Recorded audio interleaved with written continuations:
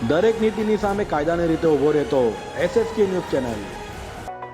સુરત મહાનગરપાલિકાની સામાન્ય સભામાં શાસકો અને વિપક્ષ સામસામે આવી ગયા હતા, જેને લઈ વાતાવરણ તંગ બન્યું હતું। સુરત મહાનગરપાલિકાની સામાન્ય સભામાં શાસકો અને વિપક્ષ આમને સામને આવી ગયા હતા। શાસક પક્ષના કોર્પોરેટરે વિપક્ષ પર કટાક્ષ કર્યો હતો, જેનાથી શાસક અને વિપક્ષ વચ્ચે શાબ્દિક તપાટપી શરૂ થઈ ગઈ હતી। થોડા સમય માટે વાતાવરણ ગરમાયું હતું, જેના કારણે સિક્યુરિટીએ દોડી આવવું પડ્યું હતું। કોર્પોરેટર ઘનશ્યામ મકવાણાએ કટાક્ષ કર્યાના આક્ષેપ કર્યા છે। બોલતા આવડતું નથી, કાંઈ ખબર પડતી નથી તેવી ટિપ્પણીના આક્ષેપ કરાયા છે અને ત્યારબાદ સામે બોલાચાલી શરૂ થઈ ગઈ હતી। આમ આદમી પાર્ટીનો અર્ધો સફાયો કરી નાખ્યો છે, હવે એમને જળમૂળમાંથી કાઢવાની છે, આ પ્રકારનું નિવેદન થતાની સાથે જ બંને વચ્ચે હોબાળો મચી ગયો હતો।